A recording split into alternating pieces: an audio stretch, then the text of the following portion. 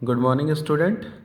In last video, we have studied about the cases related to the convex lens. So I have told earlier that there are 6 cases related to the convex lens. So one case we have studied in last video. Now second case we will study in this video. ठीक है?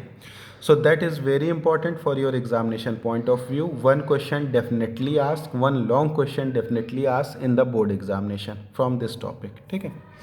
तो यहाँ पर अब हम लोग देखेंगे कि when the object is present between F1 and 2F1, this may be your question. ठीक है, क्वेश्चन क्या रहेगा बोर्ड एग्जामिनेशन में कि ऑब्जेक्ट कहाँ पर प्रेजेंट है F1 और 2F1 के लिए, F1 के बीच में, और आपको इसका एक रे डायग्राम बनाना है और ये भी बताना है कि इसकी इमेज कहाँ पर फॉर्म होगी. तो सबसे पहले हमने एक कॉन्वेक्स लेंस बना लिया. ठीक है, यहाँ पर हमने ऑप्टिकल सेंटर से ये जो फोकस की डिस्टेंस ली तो वो F1 हो गया और उसका ट्वाइस डिस्टेंस ली तो वो 2F1 हो गया, जो कि लास्ट वीडियो में बताया गया था. इसी तरीके से यहाँ पर ये जो फोकल लेंथ है राइट हैंड साइड पे वो F2 हो गई, इसकी ट्वाइस क्या हो गई 2F2 हो गई. ठीक है, object according to the question object कहाँ पर प्रेजेंट है F1 और 2F1 के बीच में. ठीक है, तो पहली हमने ये बताया था कि कोई भी रे डायग्राम बना रहे हैं तो एटलीस्ट कितनी रेस चाहिए होती हैं हम लोगों को, 2 रेस चाहिए होती हैं. ठीक है, तो फर्स्ट रे जो ऑब्जेक्ट से चली तो ये फर्स्ट रे क्या है, ये पैरेलल है किसके, प्रिंसिपल एक्सिस के.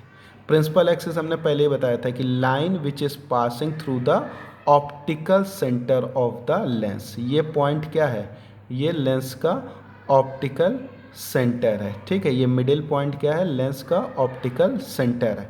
तो ये वाली लाइन जो है वो किस लाइन से जा रही है, लेंस के मिडिल पॉइंट से पास कर रही है. तो ये वाली लाइन क्या कहलाएगी, प्रिंसिपल एक्सिस कहलाएगी. ठीक है, तो ये जो फर्स्ट रे निकली है ऑब्जेक्ट से वो फर्स्ट रे किसके पैरेलल है, प्रिंसिपल एक्सिस के पैरेलल है. तो अकॉर्डिंग टू द रूल अगर पहली रे प्रिंसिपल एक्सिस के पैरेलल है तो वो लेंस से रिफ्रैक्ट होने के बाद से या स्ट्राइक होने के बाद से किस पॉइंट से होकर पास करेगी, फोकस से होकर पास करेगी और निकल जाएगी. ठीक है, सेकेंड रे वो कहाँ से पास कर रही है, ऑप्टिकल सेंटर से.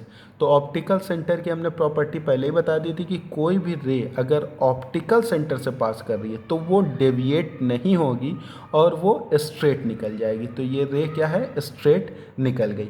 और ये दोनों रे कहाँ पर इंटरसेक्ट की, इस पॉइंट पर इंटरसेक्ट की. और पॉइंट ऑफ इंटरसेक्शन ही क्या कहलाता है, पॉइंट ऑफ इमेज. जहाँ पर ये दोनों रेज इंटरसेक्ट करेंगी वहीं पर क्या फॉर्म होगा, इमेज फॉर्म होगा. तो यहाँ पर इन दोनों रेज इंटरसेक्ट की तो यहाँ से हमने एक इमेज बना ली. तो ये एरो जो है वो क्या है, एक इमेज है. ठीक है, और ये वाला एरो क्या था, ऑब्जेक्ट था. ठीक है, अब हम देखें इमेज बनी कहाँ पर है. तो इमेज बनी है यहाँ पर. ठीक है, और ये पोजीशन कहाँ है, बियॉन्ड 2F2. भाई ये डिस्टेंस F2 था, ये क्या था 2F2 था, और इमेज कहाँ पर बनी, यहाँ पर बनी है. ये यहाँ से लेके यहाँ तक इमेज है. ठीक है, ये इमेज है पूरी. तो इमेज यहाँ से फॉर्म हुई है.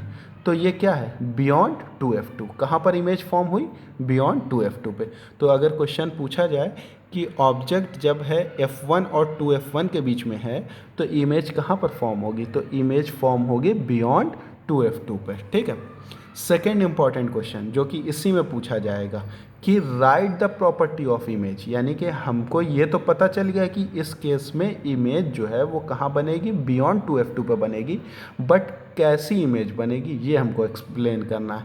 तो इमेज इज़, ये प्रॉपर्टी है इमेज की, image is magnified, real and inverted. Image क्या है, मैग्नीफाइड है. मैग्नीफाइड का मतलब होता है बड़ी इमेज. जब इमेज ऑब्जेक्ट से बड़ी होती है तो उसको हम लोग मैग्नीफाइड बोलते हैं. जब इमेज ऑब्जेक्ट से छोटी होती है तो उसको हम लोग डिमिनिश इमेज बोलते हैं. ठीक है, तो यहाँ पर हमेशा इमेज और ऑब्जेक्ट का कंपैरिजन होगा. ठीक है, ये डायग्राम देख के हम लोग डायरेक्टली नहीं बता देंगे कि इमेज बड़ी है या छोटी है, मैग्नीफाइड है या डिमिनिश्ड है, ये ऐसे नहीं. हम इमेज को ऑब्जेक्ट से कंपेयर करेंगे. अगर इमेज जो है वो ऑब्जेक्ट से बड़ी दिख रही है, जैसे इस डायग्राम में ये ऑब्जेक्ट है और ये क्या है, ये इमेज है, तो इमेज बड़ी दिख रही है ऑब्जेक्ट से, तो यानी कि ये इमेज जो है वो मैग्नीफाइड इमेज है.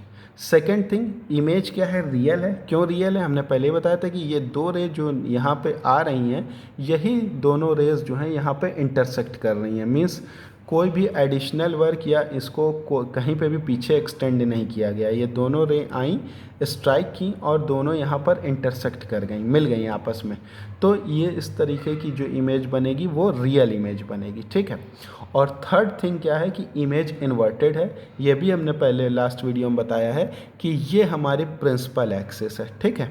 और ऑब्जेक्ट कहाँ पर प्रेजेंट है, प्रिंसिपल एक्सिस के ऊपर प्रेजेंट है, ठीक है। और ये हमारी क्या है, इमेज है। और इमेज कहाँ पर है, प्रिंसिपल एक्सिस के नीचे है। तो जब ऑब्जेक्ट प्रिंसिपल एक्सिस के ऊपर हो और इमेज प्रिंसिपल एक्सिस के नीचे हो तो ऐसी इमेज को हम लोग इन्वर्टेड इमेज बोलते हैं। इन्वर्टेड मीन्स उल्टी इमेज, ठीक है। अंडरस्टैंड और नॉट दिस पॉइंट। अगर हम कहें कि ऑब्जेक्ट प्रिंसिपल एक्सिस के नीचे है और इमेज प्रिंसिपल एक्सिस के ऊपर है तो वो भी इमेज इन्वर्टेड होगी। मीन्स अगर ऑब्जेक्ट नीचे है और इमेज ऊपर है तो दोनों एक दूसरे के उल्टी इमेज बन गई, ठीक है, तो वो भी इन्वर्टेड इमेज होगी। बट अगर ऑब्जेक्ट ऊपर है और इमेज भी ऊपर बनी तो वो इरेक्ट इमेज कहलाएगी। और अगर ऑब्जेक्ट नीचे है और इमेज भी नीचे है तो वो भी इरेक्ट कहलाएगी। बट इस केस में क्या है, ऑब्जेक्ट ऊपर है, इमेज नीचे है, तो ऐसी इमेज क्या कहलाएगी, इन्वर्टेड इमेज, जिसको कि हम लोग उल्टी इमेज बोलते हैं, मीन्स अपोजिट इमेज, ठीक है।